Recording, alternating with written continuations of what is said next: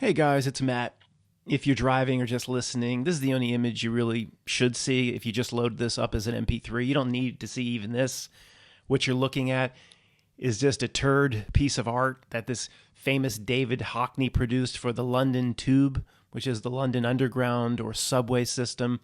Basically produced art for the London Tube that looks like a 4-year-old did it, or maybe a 7 or an 8-year-old that has certain problems or special needs, or a glue sniffing 6-year-old. So this famous artist, David Hockney, David, you call him David Hawker, David Hockney, the most influential British artist of the 20th century, produced something that you could just give a crayon and a piece of paper to like your third grade nephew that just got home from school and said, "Here, dude, right here. Here's how they spell Piccadilly. Write something or create something for the London Underground." They would do better.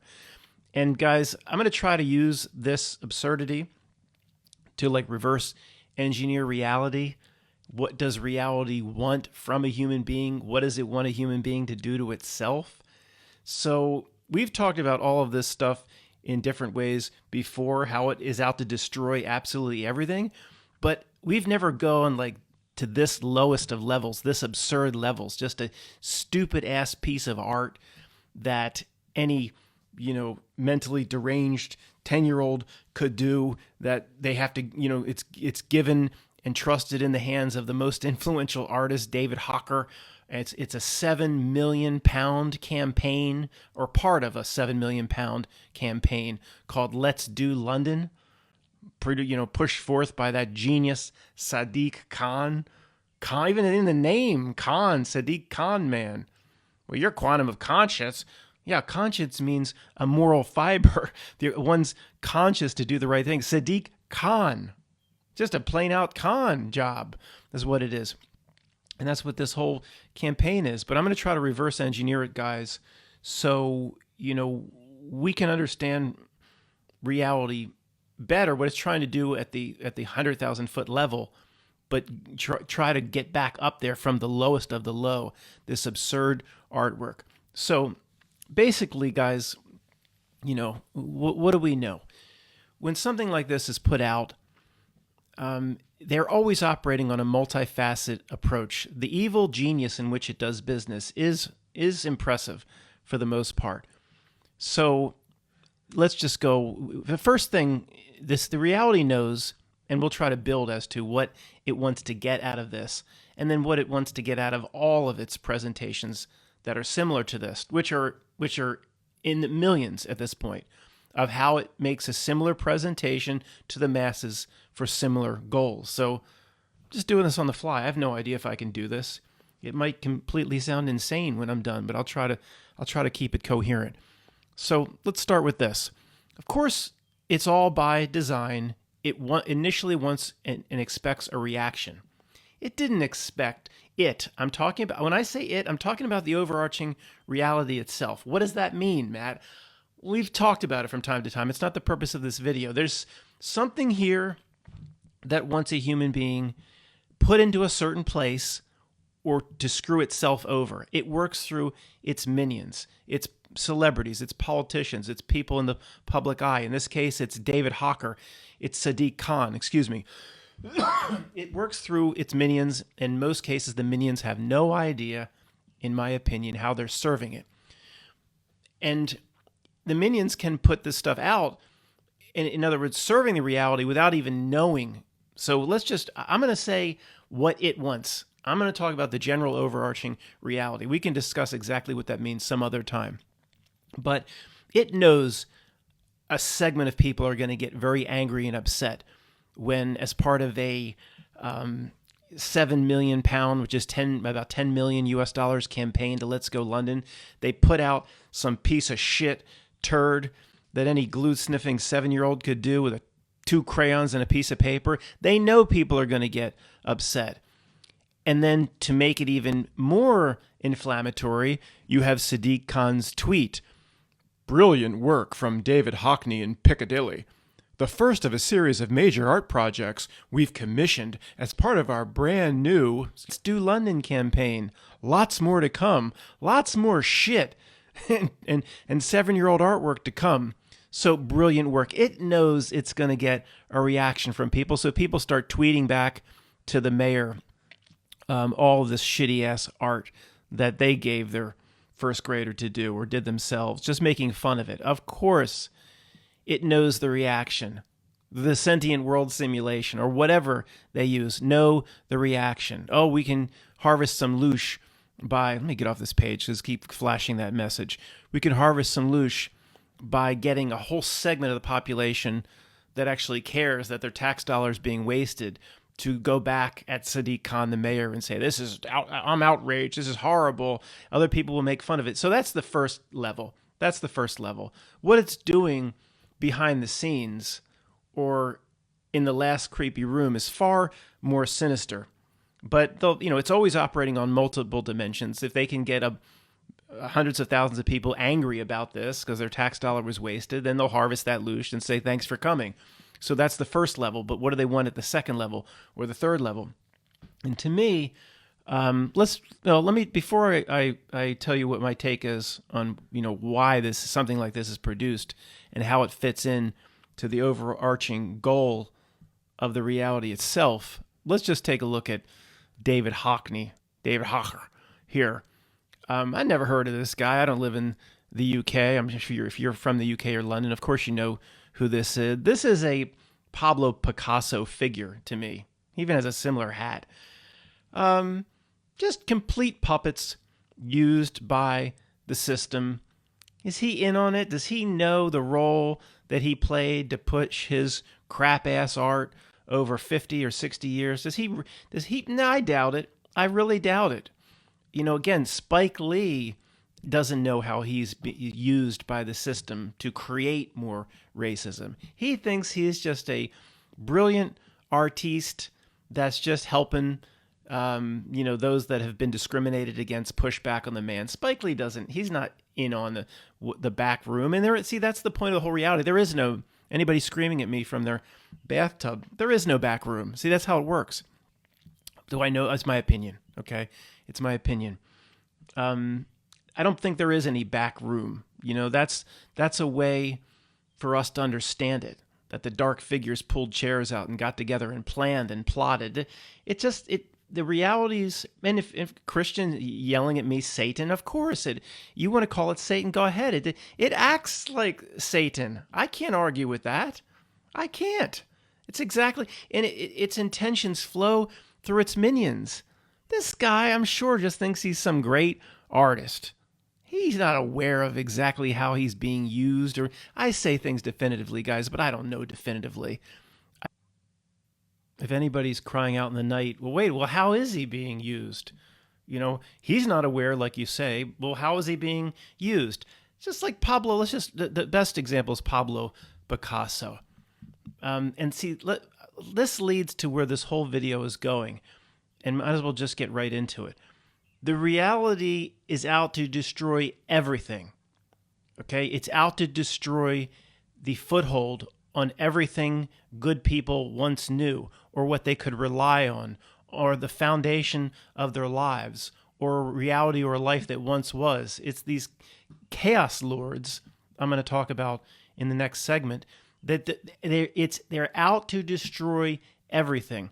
Pablo Picasso, in the past, however real these people were or whoever they served, it doesn't matter. There were incredible works of art, whether they really came from Da Vinci or whoever, incredible, of course. Whether you like Monet or Manet or mayonnaise, they were in the past, no matter what your tastes were, there were some incredible works of art. And then it started the reality does business like this across the board. It starts to degrade. It starts to devolve.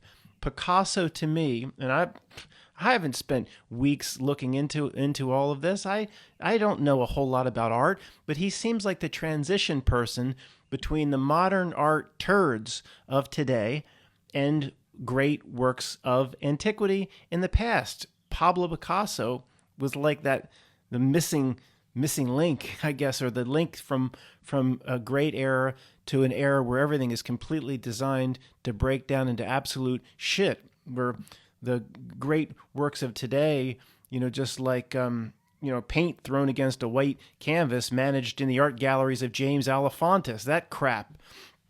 So this guy is like a similar role. Well, Matt, you don't know how good this guy is. Let's see. Okay. Let's see. Oh, it says we boys together clinging to popsicles. Oh, that's just genius. Well, he has other work, Matt. Oh, yeah. You know how many artists could do this work? Like every one of them. Everybody that came out of, that got through Juilliard drunk could do this. I mean, come on. Some great art. He was chosen for some reason. Okay, he could be Matt. He's connected bloodlines. Maybe it doesn't. We don't know the ins and outs of it. Doesn't matter whether he was chosen because this painting got $90 million. It's like two guys around a pool. It's called or something. We'll look at this in a second. $90 million at Sotheby's. Whether he needed something to do because he's in some bloodline. And he wasn't a good guitar player. They put these the deadbeats of the family out in front of a rock band or something. He gave him a paintbrush, and I don't know. It doesn't, but probably not. He probably was just the system could use him, so he was told how wonderful he is. His paintings got a lot of press. He was taken in to art galleries. That's Spike Lee. He doesn't know what's going on. Oh, he was told do the right thing. Is it, well, Do the Right Thing. That's a pretty damn good movie. Of course, it's just constant. It creates racial tension. It's designed to create racial tension. But Spike Lee is a very young man with, Mars Blackman with the Michael Jordan campaign. It must be the shoes. It must be the shoes. And gets a cute little figure, Mars Blackman from She's Gotta Have It. I watched She's Gotta Have It based on those dumbass Michael Jordan commercials. It's got to be the shoes. It ain't that good. She's Gotta Have It. And then he becomes this world-renowned. He was chosen. He was taken under the dragon's wing. He went to the Eyes Wide Shut party. He had his password. He was chosen. He thinks he's just helping beat back the man, and he's so brilliant and wonderful. Although, if you can get past how movies like Do the Right Thing are just designed to cause racial tension, there's some scenes in Do the Right Thing I love. And I'll give credit where credit's due. I can't stand that little Spike Lee. I can't stand him, what he represents and who he thinks he is. How he's Spike, if you're listening to this, and I'm sure you are, without you being aware of it, I'm sure you've actually been used to create more racial tension than probably anybody else in the last 20 or 30 years. Thanks a lot. Thanks for that contribution to humanity, Spike. Thanks. Matt, he knows exactly what he's doing. I don't know. We can debate that some other time. It doesn't really matter. Some might, some aren't. This guy is used to create just the way Picasso is used and different people are. Who's the guy that did that piece of shit Campbell's soup can? Andy Warhol. Come on. I haven't looked at his works intimately. I guarantee if we look at them now, they suck. They probably all suck. He was used. He's a puppet of the system. So the point of all this, guys, is how it uses almost everything and everyone in the same way to ultimately break down the foundation of what people used to rely on, or their foothold, or the three legs of the stool. Everything is being devolved. Everything is being made bad. Everything is being destroyed across the board. So, you go back to this. This is, in terms of all the things that are being destroyed, let's just go over and do a quick short list. Of course, this list could go on for 1,000 pages. Star Wars. Of course, the last three were made bad on purpose. Okay? On purpose, for anybody new here. Don't have time to get into it. It's my favorite. I'm tempted. It's my favorite topic of all time. I'm well aware Disney needs to make money. Well, that's what the official story is. They don't. They don't need to make money. I don't have time to explain that either. Star Wars was made bad on purpose. Then almost all the sci-fi franchises that people, loved as a kid or they could rely on to have something to look forward to. It's a lot more complicated than this, but Terminator franchise, Star Trek, all destroyed, destroyed, destroyed. The Marvel Universe, that was clearly destroyed because they took out half of the characters. It's all destroyed on purpose. And then we have to talk about later, well, what is the reality's intent on doing this? And that's what we have to discuss on the back end.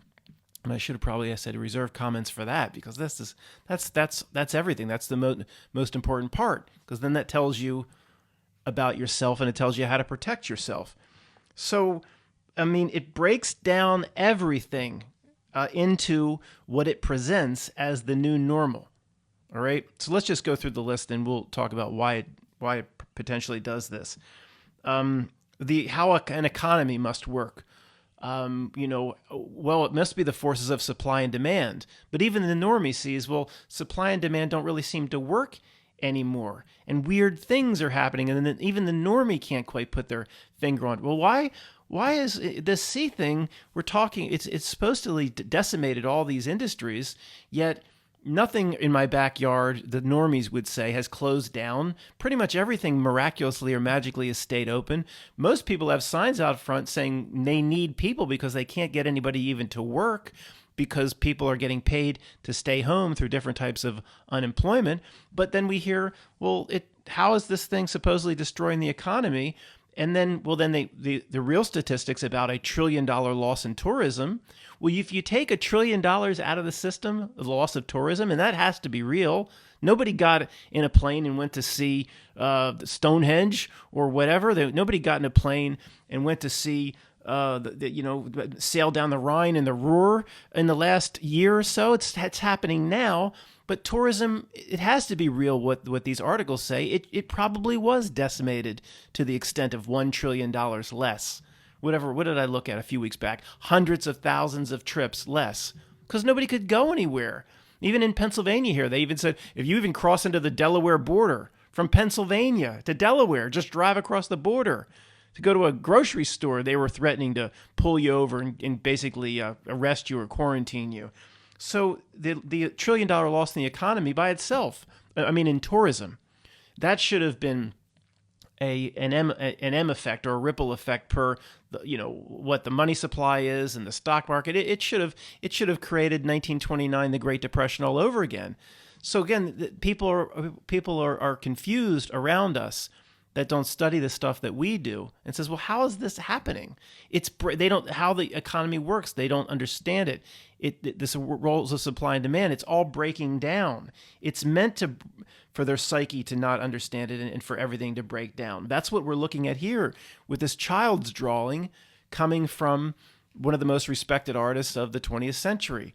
Even art is unreliable anymore. Everything is, but we'll get back to this example. Somebody sent me, I forget who it was, thank you for sending it to me, some 25-year-old kid is CEO of this new driverless truck company. One company merged with another company, and he just looks like some kid that just graduated, some kid that just was like, hanging around the frats of his college, and now he's a CEO of a... It's like the Elon Musk story, but they're moving him up even younger now. Do I think he's a real CEO? No, he's put there. Who knows, I can't predict or explain everything they do, but it does go along with that general sense of how everything is breaking down. Somebody sees it, and even if they're not consciously aware of it, somebody sees it and says, a 25-year-old kid that just looks like he's still popping zits. He's now the CEO. And of course, that might be not the greatest example, guys, but we could just do this for days. What is considered valuable? They show us art that doesn't exist. There's an artist. Remember, we talked about this a week or two ago.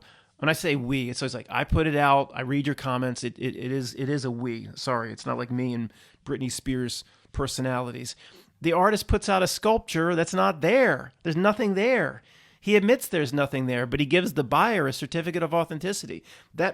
What is valuable this system is out to break down somebody's psyche on how they relate to that. There's that digital art that we looked at 6 months ago, where every day the guy produced a digital piece of art of, it's a real digital piece of art. It's a real tree glowing on a hill or something. But then he was selling it. And even though you could download it for free, he was selling the limited editions that had some sort of digital blockchain tag on it. So it was a limited edition, even though millions of people could just go download the PDF or whatever it is, the JPEG or the TIFF file. But since he put a certificate of authenticity on it and limited it, created scarcity on something that you can't create scarcity on, a digital file that can be replicated over and over and over again on that Lyman, what's his name, the kid that did the War Games computer, the kid that Matthew Broderick, that communicated with Joshua. He could do it himself, just making phone calls on that old modem, just produce the damn thing over and over and over again. But then they create value because, no, it's blockchain and it's limited edition. And that was his name. I know, Lightman. Yeah, his name was Lightman. His name was, you can't do that, Lightman. Yeah, it was Lightman. Yeah. What was his name? And Eugene was in it he played Eugene also from Greece. And I forget his name. And the movie's like, the other guy was like, Eugene, remember when you told me to tell you when you were being insensitive and obnoxious? Well, you're doing it now. Anyway, so crypto itself, digital art with blockchain, sculptures that don't exist, it's a breakdown of what people assign value to. And consciously, people aren't aware of this. This is an evil genius that plays on the subconscious. So I might as well tie in what I've been staring at for 20 minutes. Even what a sign that shows you what tube stop you're approaching or getting off on as you come into the tube. Even a sign that well, how could that break down? They do it everywhere. They leave no stone unturned. Even a sign that just shows you what stop your tube is coming into, even that breaks down below standards of acceptability. And it probably starts to turn people insane over time. I don't really think that's the intention. It does reflect on people's subconscious, unconscious. And what I think it does is, without people even being consciously aware, people come to the conclusion that I can rely on nothing. I'll give you an example of what I'm talking about. We're still looking at this picture, but it's too important to turn off right now. Let me remember. I guess a year ago, even before the big C, right after the helicopter accident, the Kobe, I came out and said, remember how big that story was, how unnaturally large the Kobe story was. It was just ridiculous how you would think George Washington was still alive and he had died, and they made that big of a deal out of it. Just some basketball player. Absolutely so artificial, but nobody around me at least could see it. It's like, don't you see? They're making the big deal they're making over this basketball player's death is like 100 times bigger than what it should be. No, he was an important figure.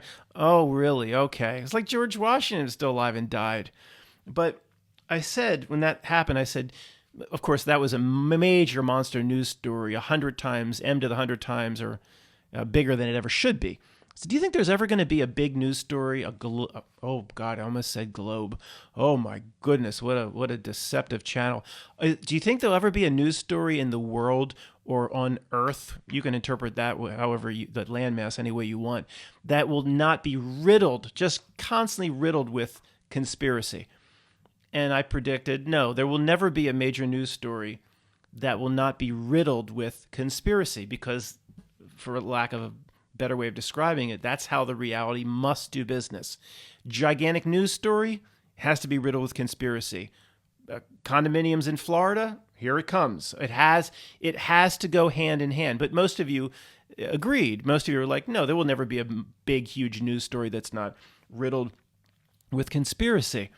So it's kind of like that we predict kind of how the reality itself has to do business. And this, what we're looking at here, is a similar sense. So if I said to you, here's where I'm going here. It's related to what we just talked about. I said to you, and you didn't know anything about this, and I showed you no pictures. Hey, Sadiq Khan, through the Let's Do London campaign, which is backed by £7 million, there's an artist they got, a famous artist named David Hocker, and he's going to do some tube stop art. And I'm going to just ask you, you Jedis that have been in the conspiracy world, Do you think it'll be impressive, or do you think there'll be like something wrong with it? And every one of you, of course, immediately would be like, no, I don't think it won't be beautiful. It won't be impressive. It won't be something that people will really take pride in as London people that are residents of London taking the tube. You all could have predicted that if I just told you that out of the blue, you'd say, there'll be something wrong with it. It'll be a piece of shit, or it'll be something wrong with it. It'll cause controversy. It'll cause racial division. It'll cause. By the way, I don't know if I thanked Rachel for this story. I'll thank her now. Thank you, Rachel. I'll put something before the video. You all could have predicted. So see, then what you're doing is sensing how the reality itself does business. We couldn't just predict that this. Whatever artwork is about to be released tomorrow, say, by David Hockney, before we knew what it was, you and I both would have been like, it's going to be something wrong with it. It's going to cause controversy. It's so predictable in how it works. There's no way we could predict that if it wasn't like a symptom of the reality itself. All right, if that makes any sense. So David Hockney, just a complete, tool of the system, just like, almost all the other minions. Some might have a better understanding of how things work. I'm going to go over here. I've talked about, keep the, the cock jokes down to a minimum. I mean, if every time I talk about, this is my favorite sci-fi artist, but I don't just talk about it because I like the, the sword and sorcery books. There's so much hidden truth in these Michael Moorcock Elric of Melniboné, it's called. Here, let the jokes start. People will be saving their comment for Michael Moorcock is the article, and it's Elric from Melniboné. The point, guys, is, let's keep the cock jokes to a minimum. The point is, this character here and the way this, first of all, if you read all Michael Moorcock's stuff, he's connected to, trust me, to something. He's just a little creepy. It's not just, or somebody might say, well, no, Matt, you shouldn't be talking. Okay, if he's not, then something was channeled through him as a sci-fi writer. One of the famous sci-fi writers that came out of the mid 70s. Something was channeled. We know artists channel. They're not all getting their directives from the creepy Illuminati window. The rock band is standing, live and, live from York, PA, throwing Copper Eye Alone. They're not all standing in front of the Illuminati window waiting for it to go up. What are you waiting for? I'm waiting for what the Illuminati wants me to name our next album. It's in their hands. Throwing copper? What the hell is that? I don't, so sometimes maybe they decided on their own, and even some of the lyrics, but then to me it's like channeled, or as a minion, they're opening themselves up to being used by the greater reality of which the minion or the rock band isn't even aware. I'm sure Vanessa VA would agree with this, because she can get, or she shows us how we can get meaning out of songs where, high level meaning, spiritual meaning from songs where it's almost obvious that the songwriter didn't intend that sort of meaning. 2-3 level meanings in every song, depending on the vibration or the frequency of the consciousness of who's listening to it. She calls it the retrocausality language. So in this series, the big, huge theme is the balance. You have the Chaos Lords, which are like demonic lords of satanic lore. I mean, I think they're called archdukes of hell, but there's no Christian theme that runs through it. But he still calls the evil gods of chaos the archdukes of hell. Then they're gods of law. It's chaos versus law. It's just a different way of saying, of course, good versus evil. But the theme is constantly the balance. Elric, the eternal champion, who is evil, but he will fight usually for good, because the chaos is starting to pervade and take over the world. So he must fight on the other side to restore balance. The eternal champion always must fight on the side that's losing the balance war, the side where the scale is going up. One side's pushing down too much. It's not equal. He jumps on the other side to try to equal it. Potentially, that's our role to a degree in this. But the reason I talk about this is that whatever is here, working through its minions, is like the Chaos Lords. It's an attempt to break down everything. An attempt to, what is a CEO? They just show you some 25-year-old kid. What is gender? They'll confuse it. What is great movies don't exist anymore, or great comedies can't be produced anymore. How does an economy work? Break down the boundaries of what the most basic thing around an economy is supply and demand. That's being broken down. Everything's being broken down. Salaries in basketball. What can a salary be for a guy that dribbles a ball or hits a baseball or does something else dumb with a ball? What's the limit of what a salary can be? And anybody normal that's still trying to hold on to their original selves or the old reality or the old ways would be like, the limit, we would have been asked, I don't know, like $30 million for 5 years. Then you got $100 million contracts in football. Then you got $180 million contracts in basketball. And a lot of these basketball players are absolute bums, okay? Absolute bums, like Ben Simmons of the Sixers, who once they start playing defense in the playoffs, he can't even score sometimes 5, 7, 10 points. $180 million, something like that, whatever he gets. I mean, so it just, to me, most people are consciously aware, but the more intelligent parts of them, the subconscious, unconscious, I think is constantly struggling with this. And I think at some point people have two choices, and they're not, unless they're really aware of the evil chaos lords that are plotting against them.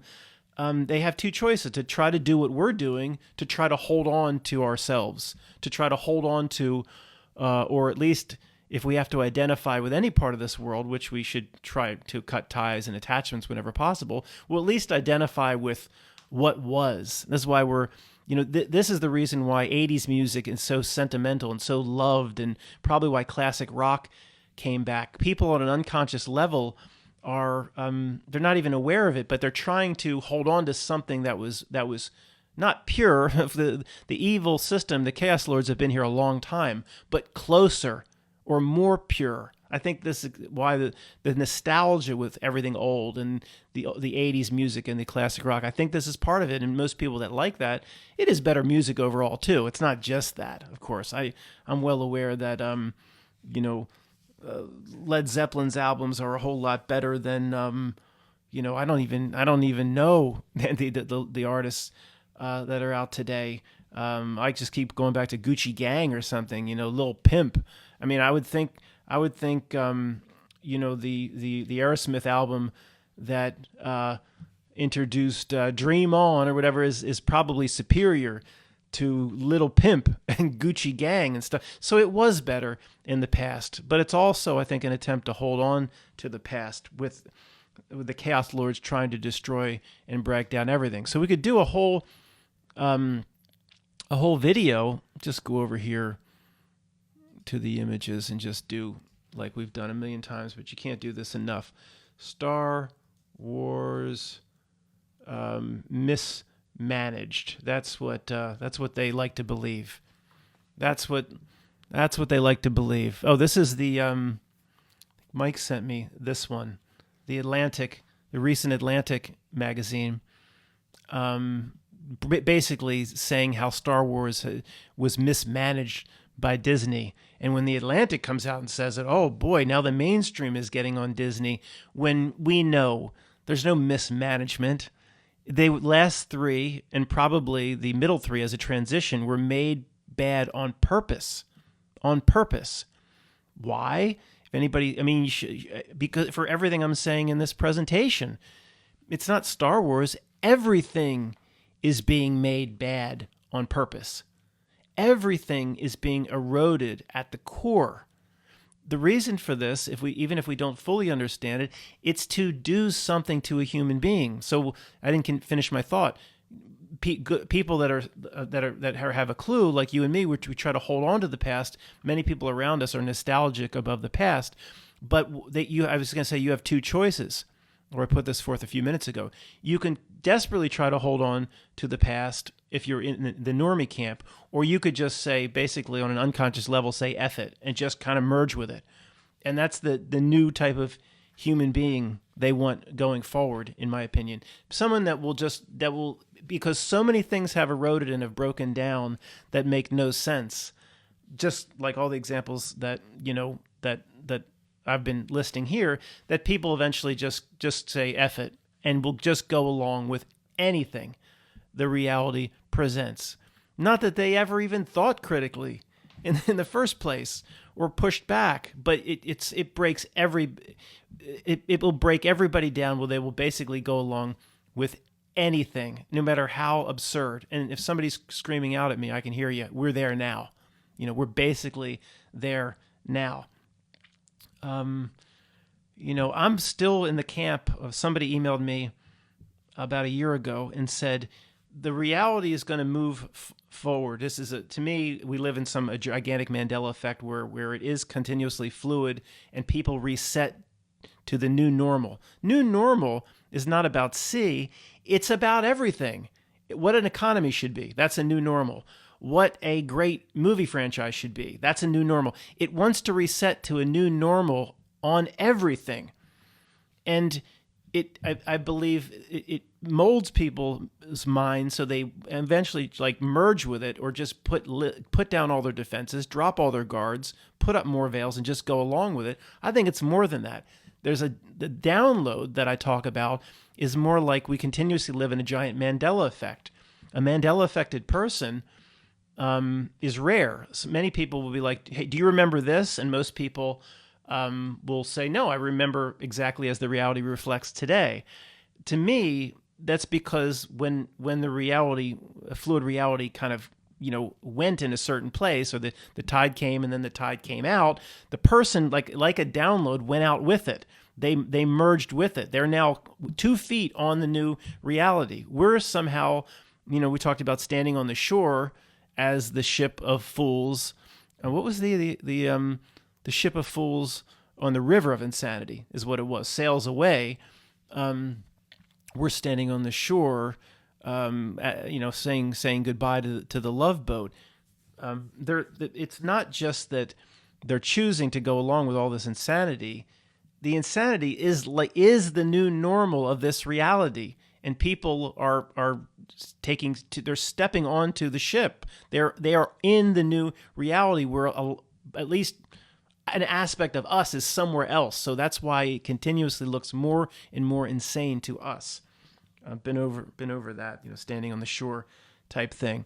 But all of it, you can't. Its patience is inhuman, meaning it's beyond what. It's not just people plotting in back rooms, but it's no stone unturned. We talked about its patience being just ridiculous in terms of how long it can wait.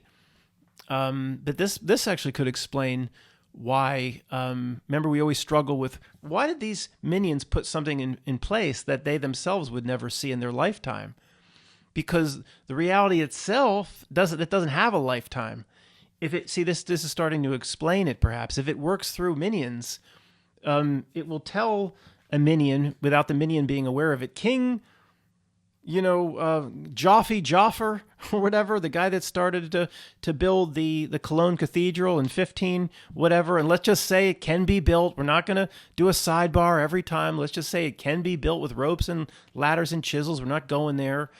We're not going impossible architecture detour in this presentation. And it wasn't King Jaffe Jaffer. He's Zamunda. I know it wasn't him that started Cologne Cathedral, but whatever. So he got this great idea to start building the Cologne Cathedral, and it's not going to be done in his lifetime or even in the lifetime of Akeem. Akeem's never going to see the damn thing done. But if it's a minion who's serving the system will use the minions without even being aware of how they're being used. This could explain why this stuff is put in motion when whoever the minion putting it in motion won't even see it in their own lifetime. And it's not just old cathedrals that took 400 years to build. I know if they could even be built. Things like not David Rockefeller saw what Sade sang about. that thing that happened in the 7-Eleven job application submission in 2001. Sade up there singing "Cherish the Day." Cherish the day. Oh yeah, they would. She was singing for her minions. They're going to cherish the day. But it was David Rockefeller saw it. He was like 190 years old. What was the other guy? I guess Nelson. He didn't see it. Somebody crying out from their bathtub. I can hear you. He did see it. He came into another body somewhere. He dropped in to see it. Got an Italian hoagie a couple blocks up and then checked out. But that's possible. Anything's possible with these creeps. But yeah, maybe that's why they put stuff in motion that goes beyond their lifetime, because it's simply, as you get closer and closer to minion level, you're what seems to end up happening. You're doing more and more of the bidding of what the overarching reality wants, right? I mean, we're trying to move, if that's a sliding scale, we're trying to move away from that. And I might make a mistake in certain video presentations when certain videos might be promoted by YouTube, but I don't try to make the mistakes.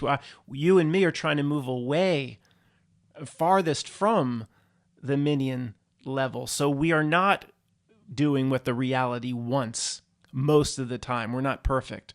We're down the other side of this scale. That's why we're immune to certain things or certain presentations. And by the way, guys, the good news, if you're immune now to this, I think I'm not saying let your armor down or anything. We'll always keep it zipped up. Zip me up. They have to zip me up in the back for their armor. We're never going to drop it, but we're never going to be fooled. There's this period where, it got 99% of the population. I still think there are people that are on the verge that can be woken up. I think it's futile.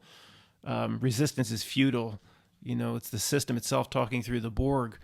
It is a waste of time, but there'll be some people. But it's not, you're never going to be, if you've gone this far, you're never going to be fooled. I'm not saying take the armor off and frolic around on the nude beach or anything. Keep the armor up, the spiritual armor, whatever you want to call it. But I wouldn't, I don't think, I just think they'll never get us. We just, once you're in this position, there's no going back. Unless the rare person like Cypher that wants to desperately get back in the Matrix.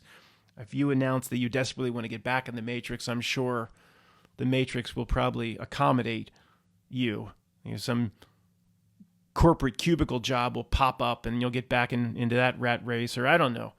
So if you really want back in, we never know. How did Cypher make his intentions known to the agents? But if you went back in the Matrix, the rare person in the truth community, there's probably Matrix agents that'll pop up and be more than willing to accommodate. But that's not going to be the case with almost everybody listening to this. We're kind of in the situation we're in now, and we're going to play this out for the rest of this incarnation. And as it becomes more, the reality breaks down and becomes more and more of a joke. We're not gonna get stressed out of it. We're just gonna laugh at it more and more, as it deserves to be laughed at. So let's see, guys, if that's everything. That was David Hockney. This is David Elric. Star Wars Mismanaged. Yeah, my favorite example as to everything has to be destroyed by these Chaos Lords for what it wants to do and ultimately wants to accomplish in turning a human being. There is one more thing I want to say. Turning a human being into. Human beings here generally have to doom and damn themselves. There's a reason.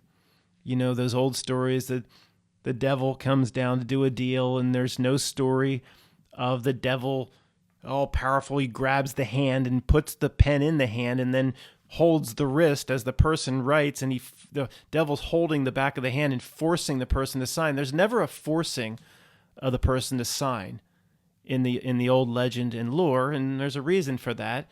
It applies Christian or not. These lessons are across the board. Human beings here have to kind of doom and kind of flush themselves.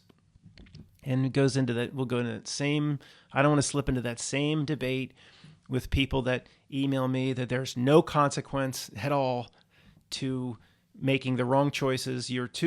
People will email me and say you're too powerful of a spiritual essence, and a part of you that's not here would never let itself get flushed, and there's no consequences to anything. And so there'd be, I see it's just so counter to what I observe.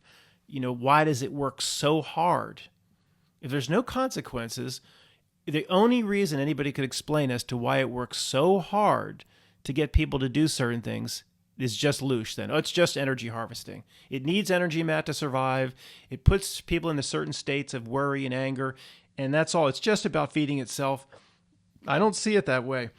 I think these stories, when stories are carried through time, whether you're a Christian, you really believe it's Satan or whatever you believe, these exist for a reason, having to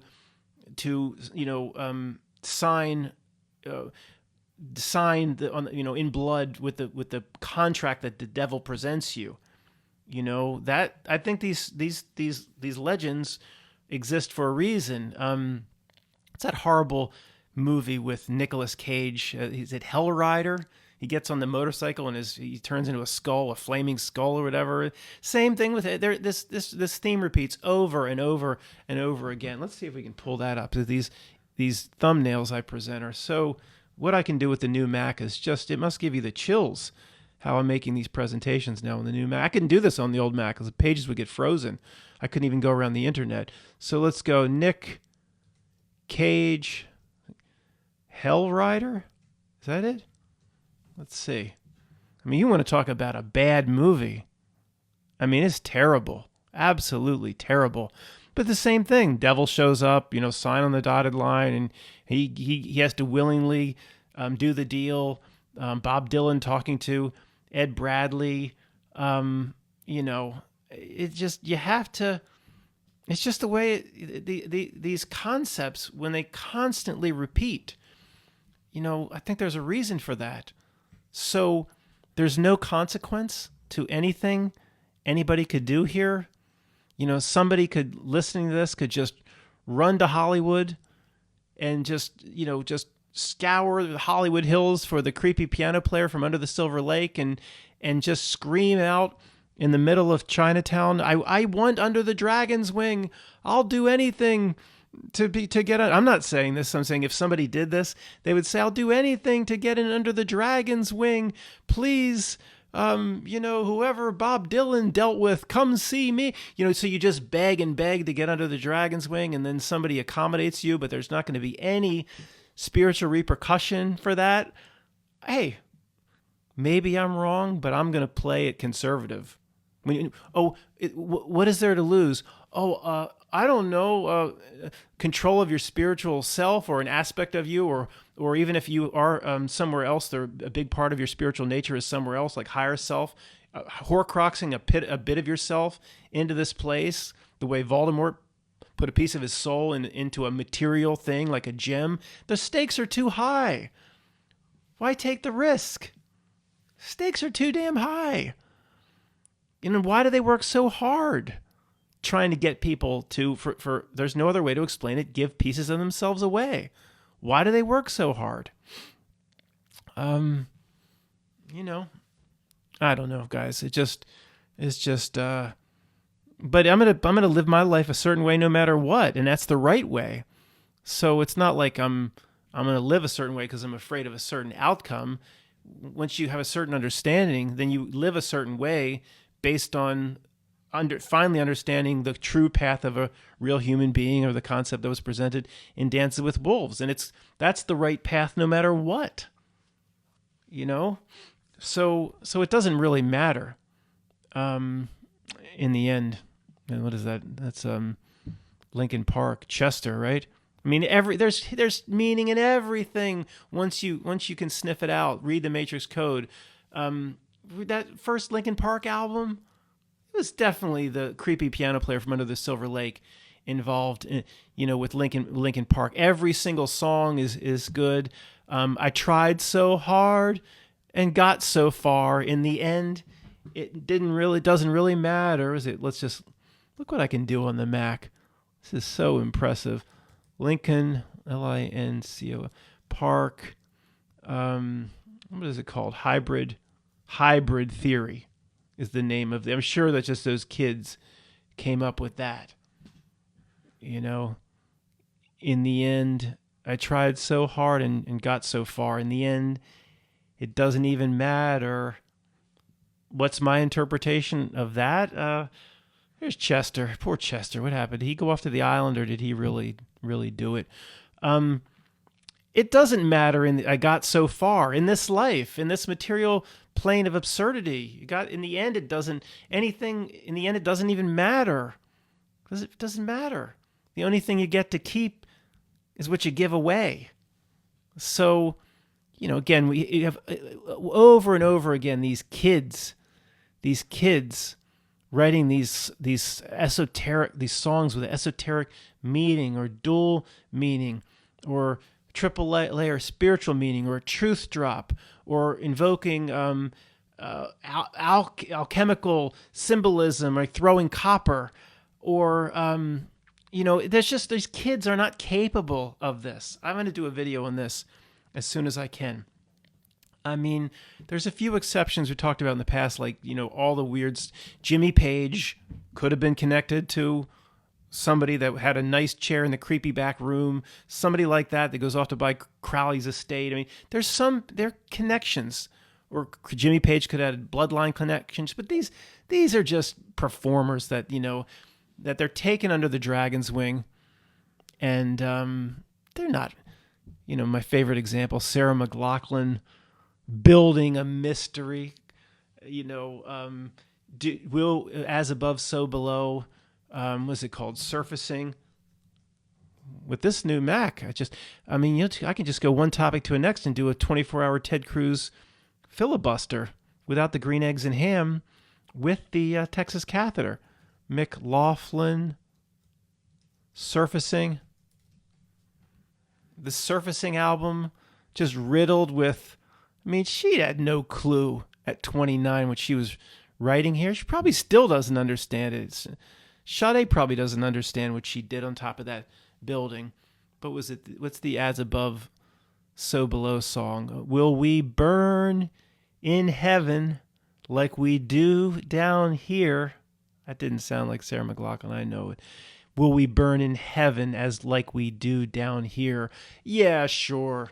Just sitting around, with a few college friends that, like girls from the craft. They just have this complete, alchemical and occult understanding to work these types of themes into the music. No way.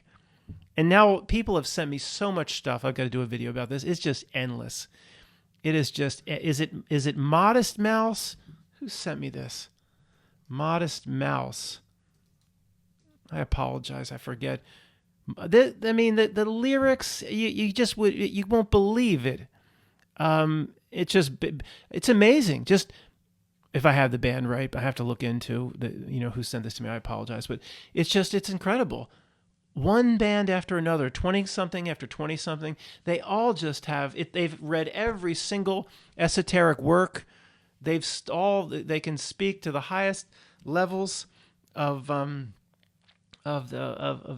esoteric nature of reality. It's just, none of them are just what we thought. They're not just kids out there trying to score girls and smoke drugs and drink alcohol. They're just, sure they are. That's what they are. There are a few exceptions. They're given what to play. They're given the lyrics. Under the Silver Lake. Let me just end with Under the Creepy Piano Player. Under the Silver Lake. Sorry. Piano player. Here he is. This movie is really disturbing on a lot of. It's not worth seeing. I've talked about it. It does give you like a weird vibe as to what LA's like. If you, it will not appeal to 9 people out of 10. This movie, I do not recommend it. It is weird in certain areas, but I lived in LA for 3 years. There's no way to describe kind of the feel of it. There's very few movies that you get the feel of it. You get even an old movie like Jack Nicholson, Chinatown. It's supposed to take place like in the 40s or 50s. You get a feel kind of what it was like. And I wasn't alive then. This movie gives you a feel of what LA is like, although he walks all over the city. Nobody walks in LA. You can't. But he comes across this guy who's up in the hills by himself, a demonic figure. And I don't remember much of it. This kid who played Spider-Man, he's just struggling, understanding himself and his place in the world. And, he's like, hey, kid, you ever hear this one? He plays Teen Spirit on the piano. Nirvana, Smells Like Teen Spirit. Dun, dun, dun, dun, dun, dun, dun. And he plays on the piano. He's like, you ever hear that one? Like, yeah, of course. Everybody, I wrote it. He's like, I wrote everything here for everybody. I'm sure you can get it on YouTube. The creepy piano player scene is great. And it's one of the biggest truth drops of all time. Not that there's some creepy guy up in the Hollywood Hills with a bathrobe on, and there's a system, that Mike Sajikwe talks about, the Tavistock system that was responsible for the Beatles. And, the same old thing. The people around us just make constant excuses. My stepfather, huge Beatles fan. He plays guitar. He knows music. He can write music. There's always an excuse, a ready-made excuse built into every single story. It's like, oh, George Martin. He was the genius behind the Beatles. Let me see if I can find a picture of him. George Martin, Beatles. I think his name was George Martin. There's always a ready-made, this guy, there's always a ready-made excuse built in, where if I show my stepfather enough things showing that there's no way the Beatles produced all this on their own, George or John Lennon admitted several times he can't, I think, even read music. He can't write music, like officially, like the treble clef, that sort. He doesn't do that. I mean, these guys admit, according to Mike, the Paul McCartney Billy figure is much. He's more of like a real Juilliard trained musician, but the others couldn't read or write music. So even if you tell my stepfather, I'm just using him as an example of the people around us, over and over again, these things that the Beatles couldn't have produced this music. The ready-made excuse that the reality's built in is, well, they'll eventually have to come forth and say, yeah, okay, I admit this guy George Martin was probably the real genius working with Paul McCartney, and then everything's settled. Then there's no anybody. If you would go farther than this, the creepy piano player from Under the Silver Lake, a whole Tavistock Institute trying to influence an entire culture, C-U-L-T, cult. Then you're going crazy because the ready-made excuse is already built in. It was George Martin, but that was it. Once you put three geniuses together, I mean, look at the Eagles. It had Don Henley and Glenn Frey, and they both were very, very musically talented. The Eagles, you get a sense, some creepy influences, but they produced most of it on their own. Like Jimmy Page did most of the stuff on his own, without the need for the creepy piano player. When you come across these, the Sarah McLachlan type, or, a lot of these one-hit wonders, I mean, there's just no way they did it on their own. Player, Baby, Come Back. Video. Let's just say the video. Let's see if there's give me a break.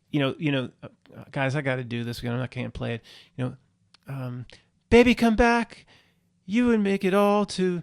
I was wrong, and what is it? I was wrong, and I cannot live without you. Baby, come back. You know it.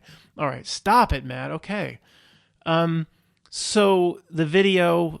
I mean, these guys didn't write that song, but I'm not saying just Player. All of them.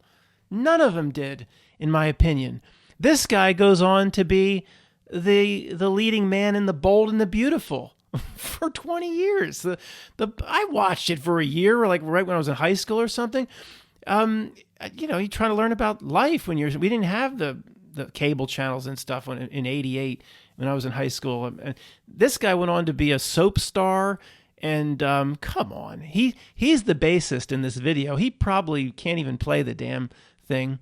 And even the way the song, it's so genius how it's put forth. There's no way these kids came up with this. And guys, I could put in any band here. There's some exceptions with some real talent, but for the most part. No way. No way. It's this guy. Let's see if we can get back to him. It's this guy. It's this guy. What a scene. Under the creepy piano player. Look it up on YouTube. It is really, really great. And this kid's like freaking out. You wrote everything for everybody? And but I don't recommend the movie. Just to if you're not really dying to get what the vibe of LA is all about, it's not worth it. It's not worth it. I watched it, so you don't have to. Thanks, guys. Free Voice sometime this weekend. See ya.